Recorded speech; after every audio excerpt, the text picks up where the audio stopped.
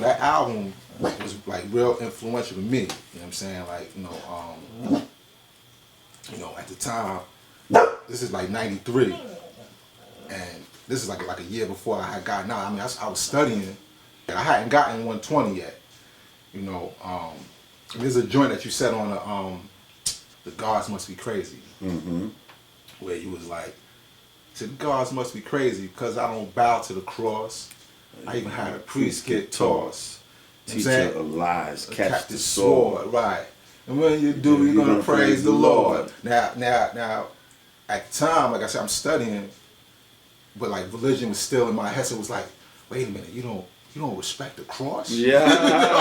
Hold up. Did he just threaten them? What was that about? Like, because it would kind of like fuck my head up. You know what I'm saying? And, until I went back and I started like studying and saying, oh, wait a minute, I've been duped a little something, you know what I'm saying? Like, it's like a pin that was kind of removed from my head, you get what I'm saying? Now, what made you come up with that joint, the Gods Must Be Crazy? Well, there was a movie called The Gods Must Be Crazy. Right. And, I just always thought that was just an ill title of a movie, like, you know what I mean? And being God body, and you know what I mean? Hearing that title, I was like, we need to make a song called The Gods Must Be Crazy. Right, you know what I mean? But then it's like, what does that mean? You know? Like, that means the gods, a wise man seems crazy to a fool sometimes, you understand what I'm saying? Because the shit he's saying is above their perspective and understanding. So at 85, the gods must be crazy. Right.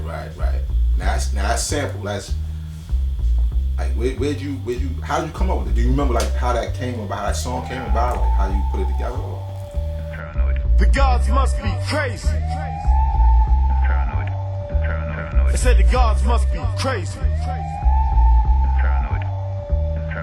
The gods must be crazy. Man, we just go by the feeling. At that time, me and X, we used to, that was our first foray into production. Like, you know what I mean? We just bought equipment and was like, we just gonna do this. The nigga X had mad records, you know what I mean? I had a few records to put in, but he had way more records from his father's collection. And so we just Do you remember what kind of equipment you had? Like what? Yeah, I had like an MPC 60. Oh, wow, MPC 60 joint. Yeah. Right. Maybe a fucking keyboard with it, rolling JV80, I think it was. Now, that was a sample, or was that like play like the doom doom doom doom doom? Yeah, that was a sample. That was a sample, right. Yeah. Do you remember the record or? Nah, I don't remember the record. X is the type that remember shit like that. Right. I'm just the type, I search through records. When I hear some shit that's dope, I sample it. I'm not a connoisseur of, it's this guy and that guy, like, you know what I mean? Yeah.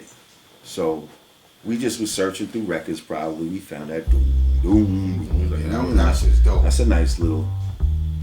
That's a nice little thing. And then you let's build around that. You know what I mean? Right. And then you added the voice sample, the vocal samples. Well, there was also that. Right.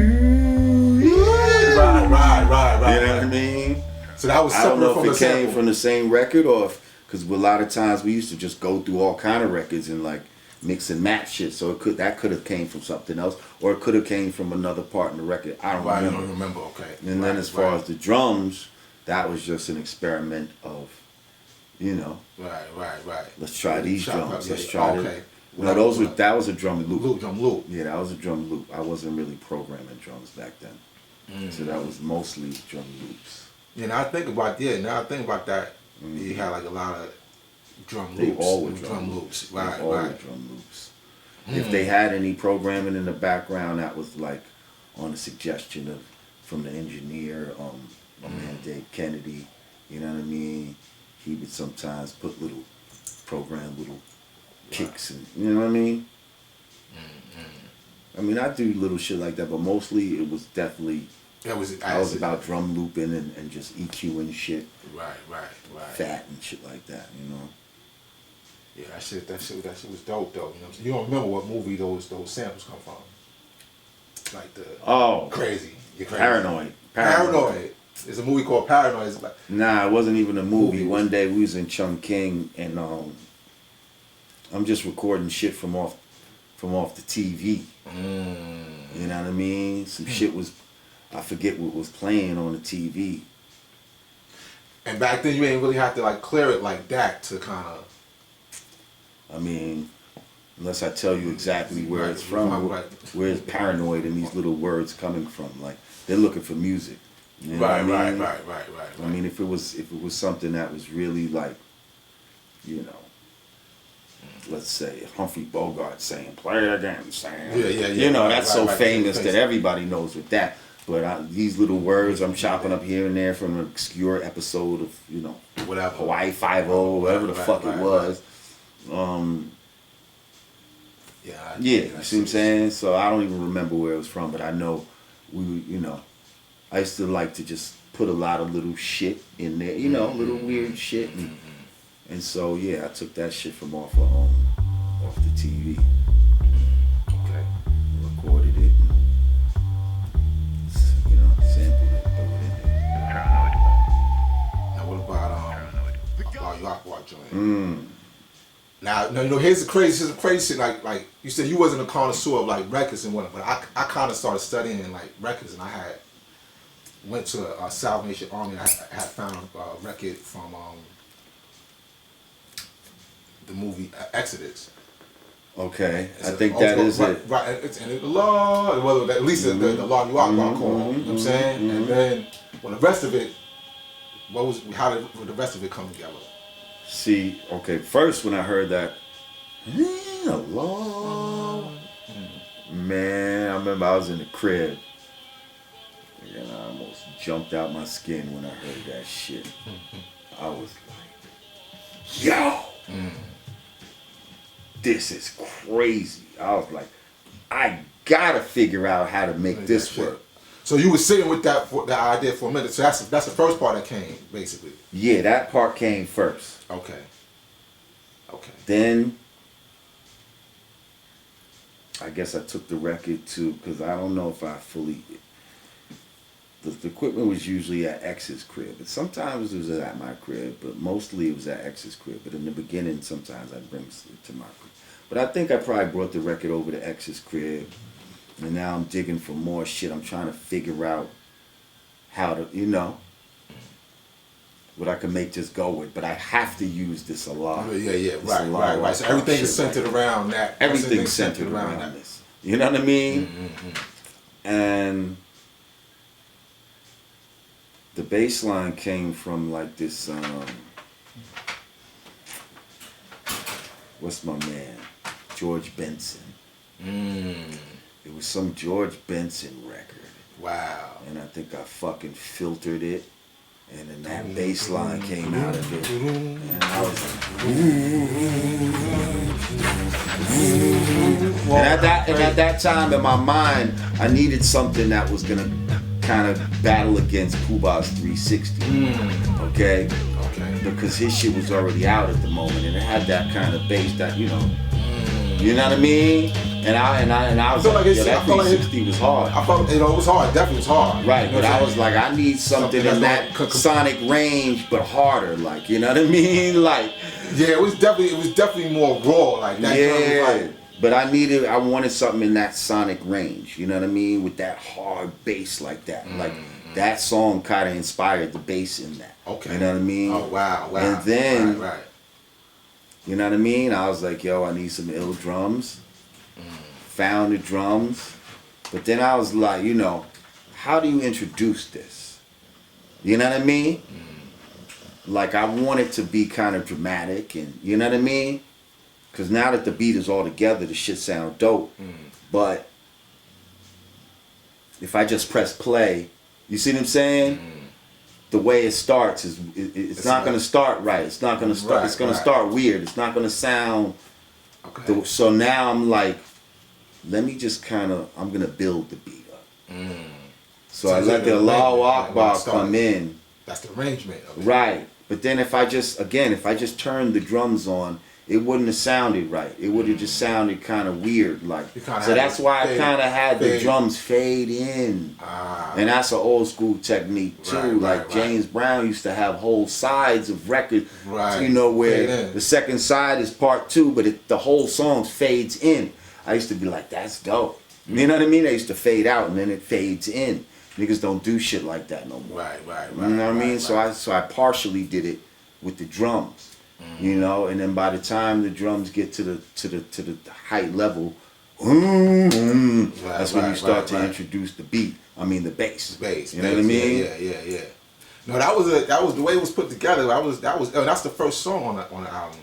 Is that the first? Yes, that's the first song. That's the and we doing some hip hop shit, which was we already got a record out, an album out now. So now we're sampling ourselves. Rap time is here. So let's get paid on 3 loops. Take a little step as the get swung. So now X got a part, I got a part. You know what I mean? Right. So now we're incorporating ourselves into that whole Allahu Akbar chant.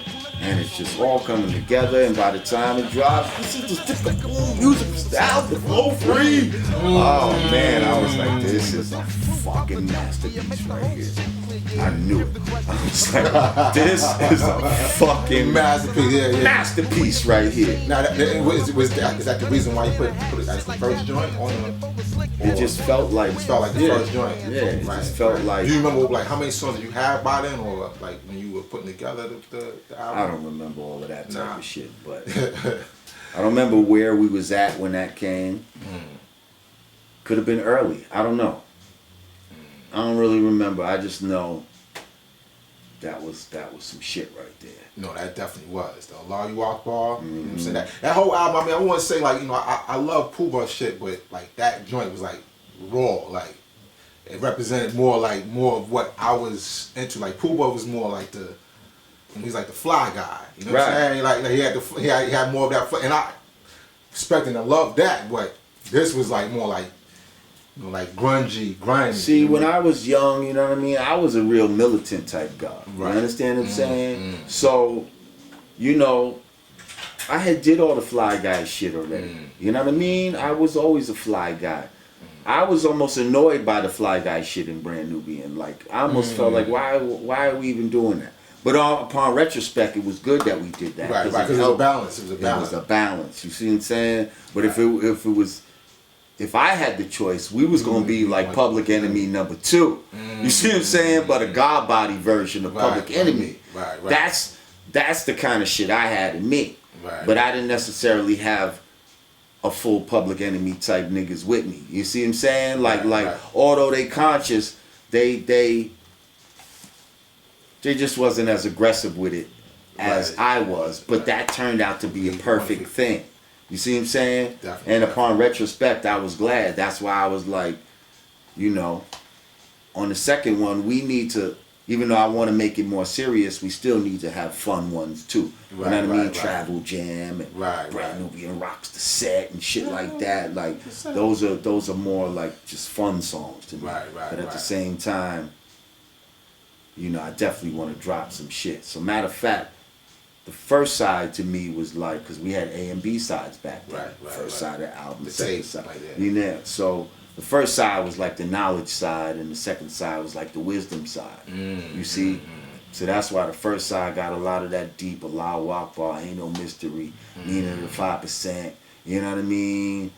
Past the gap, you know, and then the wisdom side had, you know, steal your hoe, let me leave me alone, fucking Travel Jam. You see what I'm saying? That was the subliminal shit that I was doing at that time with the album, if you look at it. You know what I mean? But even though we had like Black and Blue on the second side too, but still, it just one had a darker feel and one had a lighter feel. Yeah. Now that you say that, I can see that. And that was like a scientific thing. Right.